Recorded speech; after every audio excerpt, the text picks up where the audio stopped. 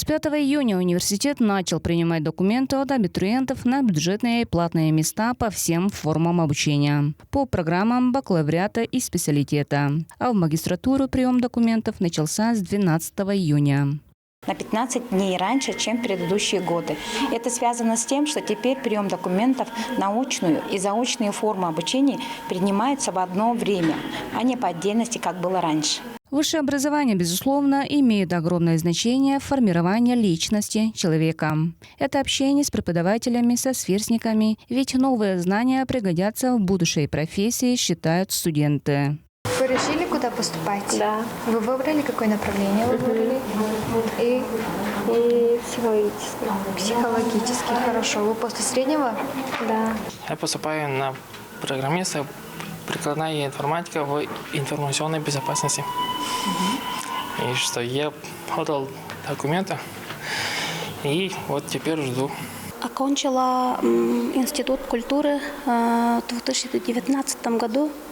И сейчас поступаю в дошкольное образование на магистратуру. Документы, диплом бакалавра и еще паспорт. Оригинал я не снялся. На второй высший, на магистратуру я на заочную поступаю. Вот те, которые поступают после школы,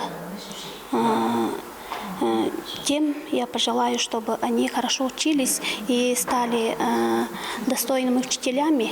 В этом году в ТУВГУ 1750 бюджетных мест и 676 мест на коммерческой основе. На новый учебный год объявлен прием документов по 45 направлениям бакалавриата и 18 направлений магистратуры. Как сообщает заместитель ответственного секретаря приемной комиссии Гульмира Мангуш, прием документов закончится в конце июля.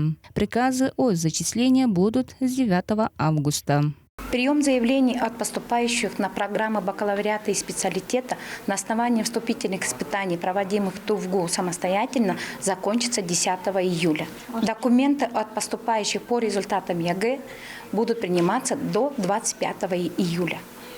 Напомним, что абитуриенты могут подать документы в ТУВГУ 3 разными способами. Лично прием документов в будние дни с 9 до 18 часов, в субботу с 9 до 14 часов, через операторов почтовой связи общего пользования и дистанционно, через личный кабинет поступающего, а также посредством суперсервиса поступления в ВУЗ онлайн, который позволяет подать документы с помощью личного кабинета на портале госуслуг с 20 июня 2023 года.